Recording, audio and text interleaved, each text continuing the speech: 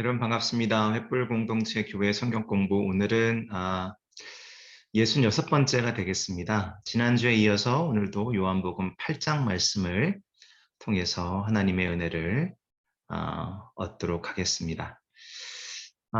오늘 주제는 생명의 빛, 세상의 빛, 세상의 빛, 생명의 빛. 예수님은 오늘 8장에서 예수님 자신을 세상의 빛이라고 말씀하십니다.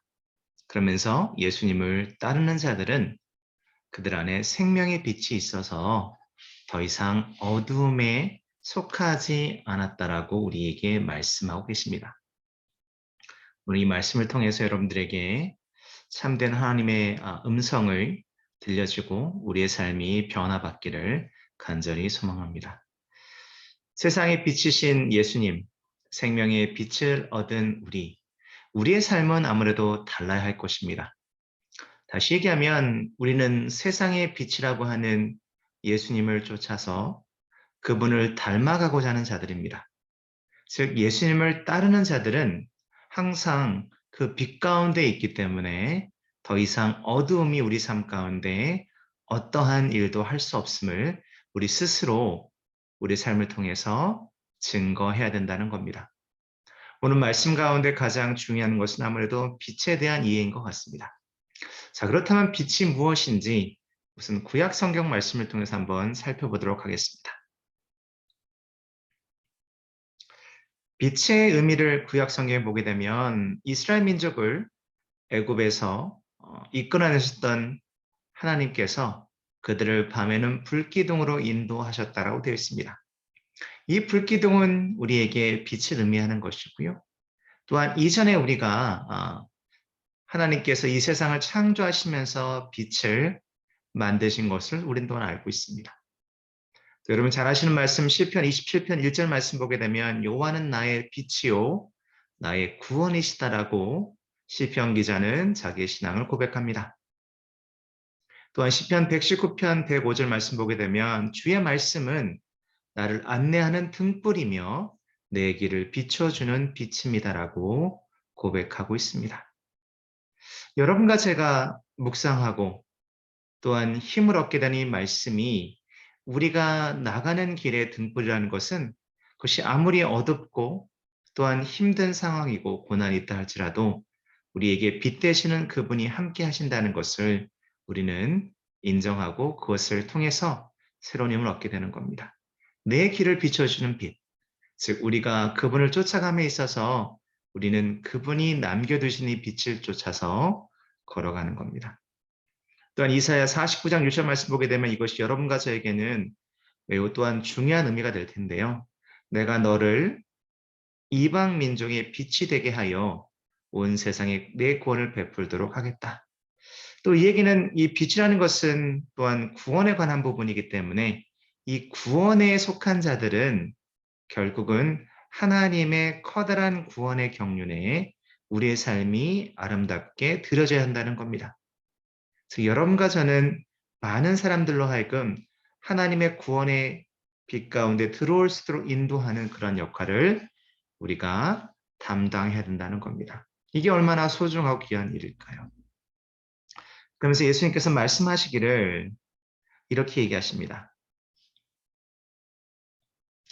나는 세상의 빛이니 나를 따르는 자는 어두움에 다니지 아니하고 생명의 빛을 얻으리라. 아멘. 에베소 4장 17절, 18절, 19절 말씀 보게 되면 그러므로 여러분 내가 주님 안에서 여러분들에게 강력히 말합니다. 이제부터 여러분은 이방인들처럼 헛된 생각으로 무가치한 생활하지 마십시오. 자, 우리는 세상에 비친 예수님을 쫓는 자들, 우리는 생명의 빛이 있다는 것은 여기 에베소에 있는 말씀처럼 헛된 생각으로 무가치한 생활하지 않는 겁니다. 그러면서 그러한 무가치한 생활하는 자들, 어둠에 있는 자들은 깨닫는 마음이 어둡고 무지와 고집이 있다라는 거죠. 또한 하나님이 주시는 생명을 얻지 못하고 있다라고 얘기합니다. 하지만 우리는 생명의 빛을 갖고 있습니다. 그들은 감각이 무뎌져서 부끄러운 줄도 모르고 방탕한 생활하며 네, 우리가 부끄러운 걸 모른다는 거 굉장히 우리에게 많은 생각을 가져다 주는데요. 우리가 부끄러움을 안다는 것은 항상 하나님을 생각한다는 것이다라고 얘기할 수 있겠습니다. 방탕한 생활하며 한없는 욕심, 채워지지 않는 욕심, 마치 갈증을 늘 느끼는 그러한 모습으로 살아가는 자들은 온갖 더러운 짓을 하고 있다라고 이야기합니다. 이렇게 이야기했더니 바리새인들이 예수님의 말씀에 제동을 겁니다. 뭐라고 얘기하냐면 바리새인들이 이렇게 항의하지요. 당신이 자기를 증거하고 있으니 당신의 증거는 진실하지 못하오. 이 말씀은 사실은 신명기 19장 15절 말씀을 이들이 인용한 거였는데요. 그 말씀 보게 되면 신명기 말씀에 한 증인의 말만 듣고 사람을 죄인으로 단정하지 말고 두세 사람의 이야기를 들어라 라는 내용이 나옵니다. 즉 바리새인은 당신이 지금 세상의 빛이라고 얘기하고 당신을 따르는 자들에게는 생명의 빛이 있다고 얘기하는 것은 당신 혼자만 얘기하는 것이 아니요. 당신 스스로가 그렇게 얘기한다는 것은 아무런 의미가 없어 라고 지금 이야기하는 거죠.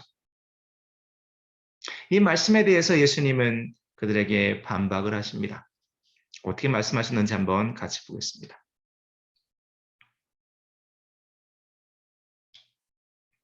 내가 어디서 와서 어디로 가고 있는지를 나는 분명히 알기 때문에 내가 나를 증거한다고 해도 내 증거는 참된 것이다. 너희는 사람의 표준대로 판단하지만 나는 아무도 판단하지 않는다. 자, 이 말씀이 어떤 뜻일까요? 우리가 왜 하나님과 올바른 관계를 맺지 못하고 불순종의 삶을 살게 될까요? 그 첫 번째 단계는 우리가 하나님께 집중하지 않고 부질없는 것들에 집중하는 인간의 마음 때문에 그렇습니다. 여기서 부질없다는 것은 영원성을 갖고 있지 않는 것들, 즉, 이 세상에서 없어질 것들, 나중에는 수명이 다할 것들에 우리는 너무나도 많은 시간을 뺏기고 우리의 마음을 주기 때문이라는 겁니다. 사람의 표준대로 판단하지 않지만 난 아무것도 판단하지 않는다. 우리가 만약에 부질없는 것들에 대해서, 즉 하나님 외에 다른 것에 더 많은 것을 가지려고 하는 그 노력들, 집중하는 것들, 우리의 시간과 달란트와 우리의 열정을 쏟는다고 한다면 우리는 지금 올바른 것으로 채워지지 않는 삶을 살고 있는 것입니다. 그러면서 예수님께서 이렇게 말씀하십니다. 나를 보내신 그분이 나와 함께 하신다. 그분이 나를 홀로 두지 아니하신 것은 내가 항상 그분이 기뻐하신 일을 하기 때문이다. 이 말씀은 어떤 의미냐면요. 아까 얘기했던 바리새인들이 당신이 스스로 얘기하는 것은 아무런 효력이 없어요라고 얘기하는 것에 예수님께서 그 뒷부분에서 말씀하셨지만 또한 29절에서 확실히 말씀하신 거죠. 그분이 나와 함께함으로 성부 하나님께서 나와 함께함으로 내 혼자 증언하는 것이 아니라 그분이 나의 증인이 되신다는 얘기죠. 생명의 빛을 가진 자들은 항상 하나님이 기뻐하신 일을 행한 삶을 살게 됩니다. 여러분 스스로 한번 질문을 던져 보시죠. 나는 지금 하나님이 기뻐하시는 일을 행하고 있는가? 만약에 그렇다면 여러분들은 참으로 생명의 빛을 가진 분들입니다. 그분이 나를 홀로 두지 않으시는 것은, 그분이 늘 나와 함께 하시는 것은 내가, 여러분이 하나님이 기뻐하시는 일을 하기 때문이라는 거죠. 그러면서 예수님은 경고를 하십니다. 이렇게 잘못된 이해를 갖고 있는 바리새인들 향해서 어쩌면 여러분과 저를 향해서 이렇게 말씀하시죠. 그들은 하나님 아버지가 어디 있는지를 묻습니다. 그때 예수님이 이야기하죠. 너희가 나를 알지 못하면 나를 보낸 아버지도 알지 못한다. 그리고 21절에 그들이 떠나가신 주님을 찾다가 결국은 자신들의 죄에 의해서 죽게 될 것임을 경고하십니다. 우리는 어떠한가요? 우리는 과연 하나님과 함께 가는 삶을 살고 있는지, 여기 그림에 보이는 것처럼 하나님과 우리의 거리가 저렇게 멀리 떨어져 있는지. 하나님과 결별한 삶은 우리에게 불순종을 가져옵니다. 아까 처음에 부질없는 곳에 마음을 드는 것이 첫 번째 우리가 하나님과 온전한 관계를 갖지 못하고 불순종하는 것이란다면 두 번째는 결국은 하나님과 멀어진 삶, 하나님과 이제 단절된 삶은 우리에게 불순종을 가져옵니다.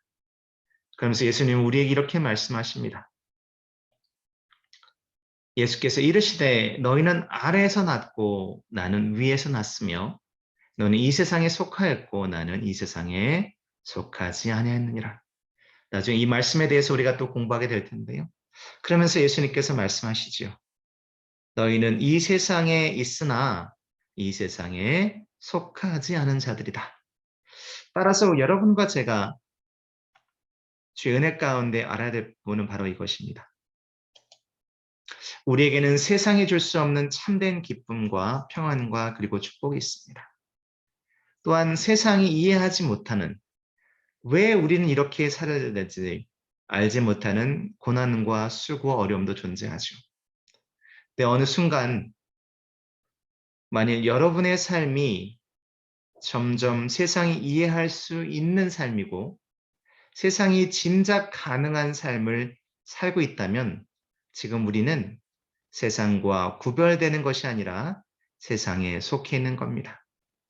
즉 세상이 뻔히 알 수 있는 것을 우리가 구하려고 하고 세상이 충분히 짐작할 만한 어떠한 삶의 부질없는 것들을 우리가 붙잡고 있다면 우리는 세상에 속한 자들이지 하나님께 속한 자들이 아니라는 겁니다. 여러분, 오늘 이 말씀은 여러분과 저를 향한 예수님의 경고일 수 있습니다. 그러면서 예수님은 내가 누구인지 알아야 된다. 너희들은 내가 누군지를 반드시 알아야 된다 말씀하시죠. 그러면서 이렇게 갑니다. 만일 너희가 나를 그리스도로 믿지 않으면 너희가 정말 너희 죄 가운데서 죽을 것이다. 모든 신앙인들은 주님 안에서 죽은 자들입니다. 주 안에서 죽지 않으면 우리는 다시 태어날 수 없기 때문에 그렇습니다. 우리가 다시 태어나지 못한다 한다는 것은 우리의 삶이 하나님께 있는 것이 아니라 그리스도 안에 있는 것이 아니라 세상에 있는 자들로 우리는 우리 죄 때문에 결국은 멸망할 것입니다. 이 죄의 능력은 죄의 힘은 우리로 하여금 많은 어려움을 갖게 합니다. 하지만 우리가 만일 그분을 그리스도로 믿는다면 이미 우리의 삶은 그리스도 안에 죽고 그리스도와 함께 더불어 사는 삶을 우리가 지금 살고 있다면 우리는 반드시 이 세상을 이길 수 있을 것입니다. 나는 이 세상에 속하지 않았다. 이게 여러분과 저의 고백이 되길 바랍니다.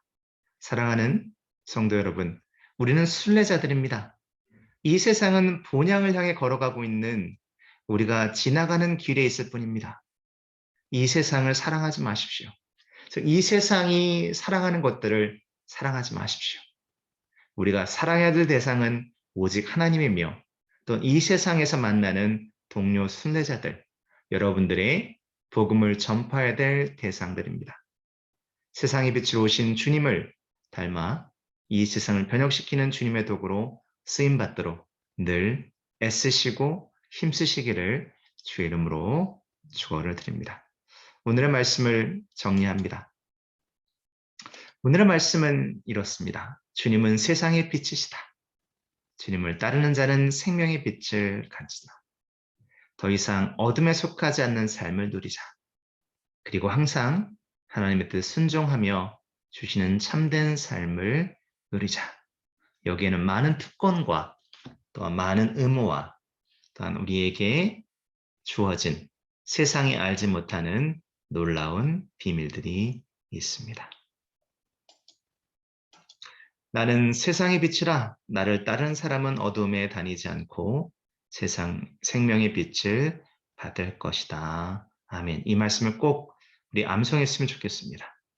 때로 힘들고 지치고 외로울 때마다 나는 세상의 빛이신 예수님을 쫓아 나는 생명의 빛으로 살아가는 자들. 그것을 꼭 기억하시기를 바랍니다. 다음 주에도 계속해서 요한복음 8장을 공부하게 됩니다. 여러분이 아실 만한 유명한 성경 말씀이죠. 진리가 너희를 자유케 하리라. 우리가 무엇으로부터 자유케 되어야 되는지 다음 주에 같이 공부하도록 하겠습니다. 여러분 축복합니다. 사랑합니다. 한 주간 또 승리하시고 우리 또 기쁜 마음으로 주일날 뵙도록 하겠습니다. 감사합니다.